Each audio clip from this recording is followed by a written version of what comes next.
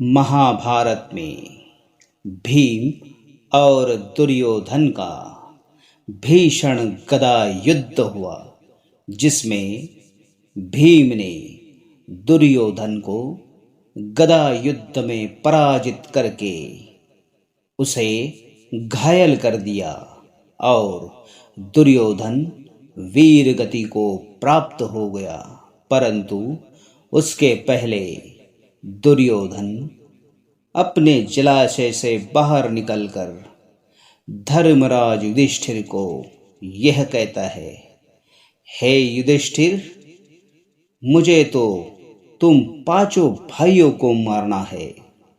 जो पहले मरना चाहता है वह मेरे सामने आ जाए। तभी धर्मराज युधिष्ठिर कहता है, हे अनुज, मैं ये जानकर अति प्रसन्न हूं कि तुम कायर नहीं हो, तुम वास्तव में दुर्योधन हो। हे अनुज, तुम हम पांच के साथ में भी युद्ध कर सकते हो, परंतु मैं ऐसा कदापि नहीं होने दूंगा। हे अनुज, तुम हम पांच भाइयों में से किसी एक को चुन लो। यदि तुमने उसको पराजित कर दिया तो मैं तुम्हें वचन देता हूं कि हस्तिनापुर का राज मैं तुम्हें दे दूंगा और मैं अपनी पराजय स्वीकार कर लूंगा। ये मैं तुम्हें वचन देता हूं।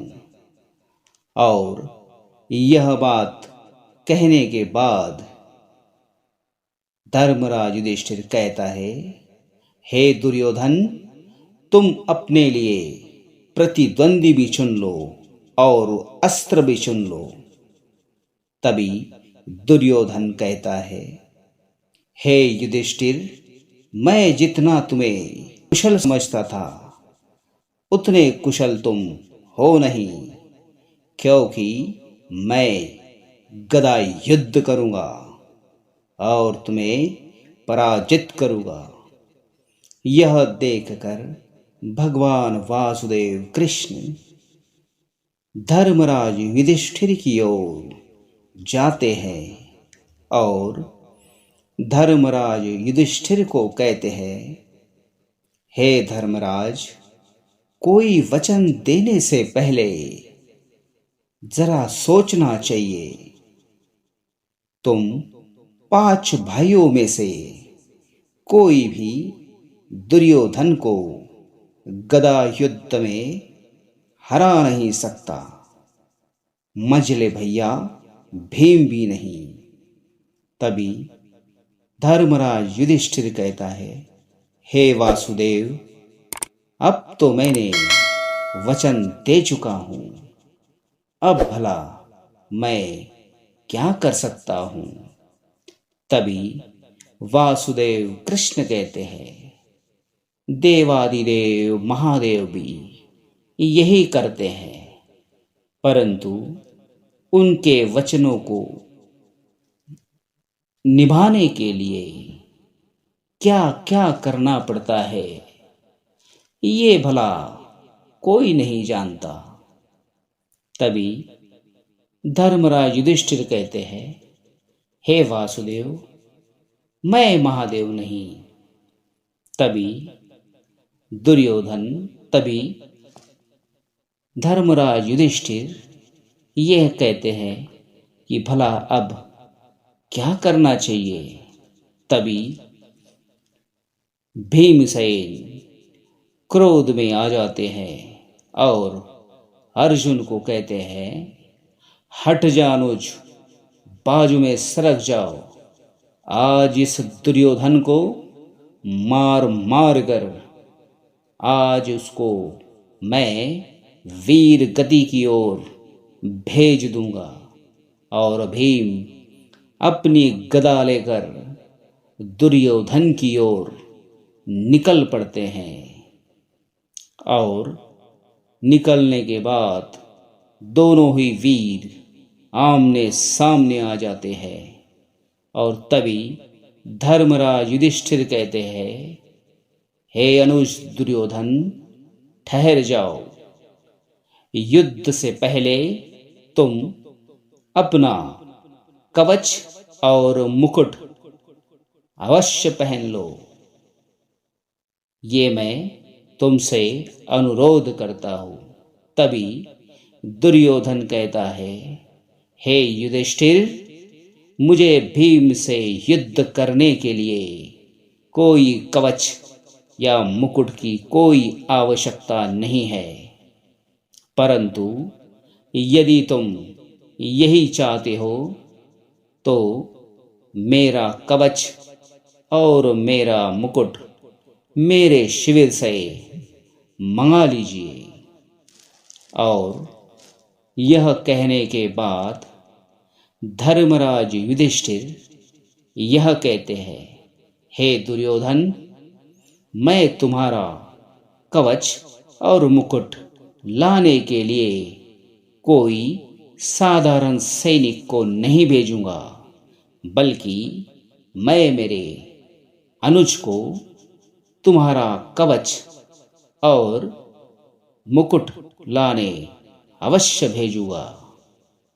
यह कहने के बाद धर्मराज युधिष्ठिर सहदेव को कहते हैं, हे सहदेव, तुम जाकर कौरव सेना के शिविर से दुर्योधन का मुकुट और कवच आदर के साथ में ले आओ।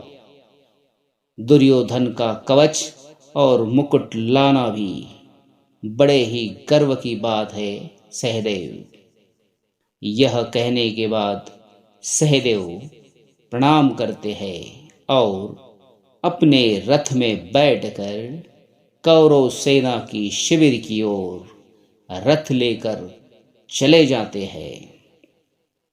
तभी दुर्योधन और भीम प्रतीक्षा करते हैं और दुर्योधन अपना कवच पहन लेता है और मुकुट भी पहन लेता है और सहदेव के पास उसकी जो गदा थी वह गदा अपने हाथों में ले लेता है और दोनों ही योद्धा युद्ध को प्रारंभ करने ही वाले थे। तभी उसी समय उनके गुरुदेव बलराम अपने रथ के साथ वहां पर आ जाते हैं और आने के बाद वह अपने शिष्यों को देखते हैं और दुर्योधन और भीम दोनों ही बलराम को प्रणाम करते हैं और बलराम भी उन्हें आशीर्वाद देते हैं। उसके बाद वासुदेव कृष्ण बड़े भैया को देखकर दौड़े दौड़े भागकर बलराम जी के पास चले जाते हैं और जाने के बाद वासुदेव कृष्ण बलराम के चरण स्पर्श करते हैं और बलराम उन्हें उठाकर अपने गले से लगा लेते हैं और गले से लगाने के बाद वासुदेव कृष्ण यह कहते हैं, हे दाऊ, तुम सही समय पर आए हो। तुम्हारे दोनों शिष्यों में गदा युद्ध होने जा रहा है। तभी बलराम जी कहते हैं, मैं नारद से यही बात सुनकर तुरंत इसीलिए चला आया। तभी दुर्योधन सामने आकर कहता है, हे गुरुदेव, धृतराष्ट्र पुत्र होने की वजह से पहले मुझे चरण स्पर्श करने का आप आशीर्वाद दे। दुर्योधन उनके चरण स्पर्श करता है और बलराम जी उन्हें यह कहने लगते हैं, हे अनुज, परंतु मैं तुम्हें विजय श्री का आशीर्वाद नहीं दे सकता। तभी दुर्योधन कहता है, हे गुरुदेव, इस युद्ध में मुझे आज तक किसी ने विजय श्री का आशीर्वाद नहीं दिया, परंतु मैं ये चाहता हूं कि विजय श्री का आशीर्वाद इस भीम को अवश्य दे दे। परंतु भीमसेन भी बलराम जी से यही कहता है कि हे दाऊ, ये युद्ध बिना विजय श्री के आशीर्वाद के बिना ही होने दीजिए। और दोनों ही योद्धा बलराम जी को प्रणाम करते हैं। दोस्तों, यदि आपको हमारा चैनल अच्छा लगता है तो प्लीज़ लाइक एंड सब्सक्राइब कीजिए, अपने दोस्तों को शेयर कीजिए। यदि आप पहली बार हमारा चैनल देख रहे हैं तो पहला भाग ज़रूर देखिए। Thank you so much watching for this video दोस्तों। Bye bye. जय श्री कृष्ण।